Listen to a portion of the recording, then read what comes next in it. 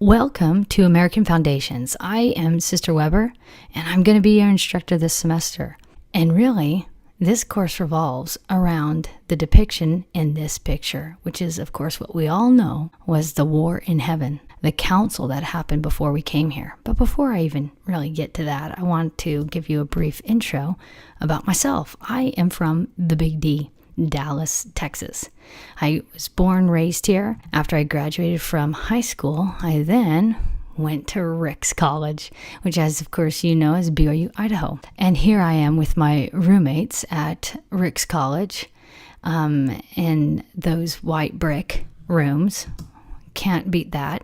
Also, too, something that threw me off. Here I am in a dance called Morp. Okay, this was foreign to me as I come from Texas that has like 3 dances a year and they're all formal. Like go to Idaho, they have 2 dances every month and they're informal, really. And someone had to tell me that Morb is prom backwards. It was such a foreign thought to me. So anyways, but really great experiences and opportunities. And then last, I just kind of want to show you my dorm room. Maybe this will date me, but show you some amazing technology. So here we've got our rockin' phone. We actually had a phone in our room because my roommate was actually the resident assistant at the time. And then of course, we've got a boombox where we really jammed out to Enya. Some great Enya songs came out of that boombox, really as we ate dust from our window because the religion building was being built at that time. We never actually got a chance to partake of it, but we did get to hear the tractors every morning. So there's my claim to fame. And then after that, I went on a mission to Chile, Santiago. Changed, of course, my life, the way I thought about things, and where I am today is as a result of this mission. My love for my country comes from living in another country, and we'll get more to that much later. And then after my mission, I actually came home and met my husband right away in Dallas. I was actually just home for a little bit before I went to BYU, back to BYU Provo. But I met my husband who was here working. We got married. I graduated from undergraduate UT Dallas and then went to law school and graduated there. And then we were blessed to have children, as we didn't know that was a possibility for a while. And all of the children you're about to see actually came through the in vitro process. So these are our twins, Mia and Joshua. They're 7 and they're in 1st grade. Jeannie, who is 4 and she's in preschool. And then Joseph, who is about 21 months. And really, they are just a joy to our life.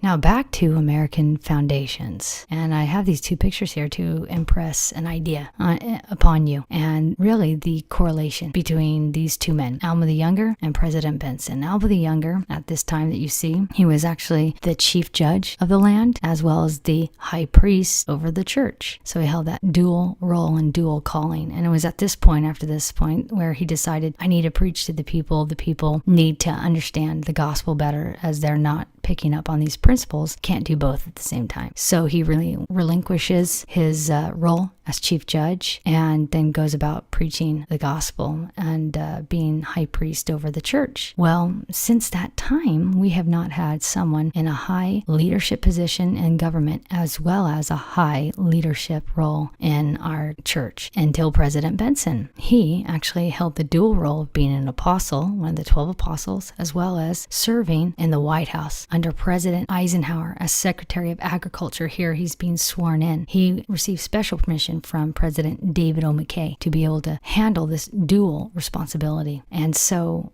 I bring this up to you because President Benson is, I consider, an authority on U.S. government and the Constitution. And he has written books and given speeches that are just fantastic. And one speech that I think goes right along with this class and understanding the purpose of this class occurred back in 1986 when he spoke at a devotional at BYU. And this is one of the things he said that brings me back to our picture from the beginning. He says the central issue in the premortal council was, shall the children of God have untrammeled agency to choose the course they should follow, whether good or evil, or shall they be coerced and forced to be obedient? So this was the main question asked in the premortal council. We know the answer is that they should be free to choose. And then he goes on to say the conflict continues on the battlefield of mortality, and one of Lucifer's primary strategies has been to restrict our agency through the power of earthly governments. Governments are highly important in our lives, as we can see from the statement. Then he goes on to say, freedom as we know it has been experienced by perhaps less than 1% of the human family. So those of us who are privileged to live in the United States know freedom like no one else has before, and does now. 1%. We are part of that. So therefore, why is this important? Well, we know from Doctrine and Covenants 82:3, for of him unto whom much is given, much is required. So what is required of us for being that 1%? We must learn the principles of the Constitution and then abide by its precepts. Have we read the Constitution and pondered it? Are we aware of its principles? Could we defend it? The church will not tell us how to do this, but we are admonished to do it. This class is helping to fulfill this responsibility that we have. We have been given much. And what's being required? Well, for one, to learn about it, to know it, to understand it, and then to defend it when we are in the position. And I'm excited for this opportunity to learn with you about the foundations of this amazing country that we live in. Please come to me at any time with any problems or questions. I look forward to getting to know all of you better.